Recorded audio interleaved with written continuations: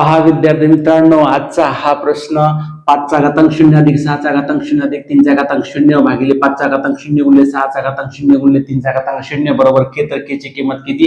T 2013 मध्ये विचारला गेला टॉपचा प्रश्न आहे. सोडवायचे कसे? सेकंदात पहा, या ठिकाणी घातांकाचा नियम वापरलेला आहे. एखाद्या संख्येचा घातांक जर 0 असेल तर त्याची किंमत किती असते?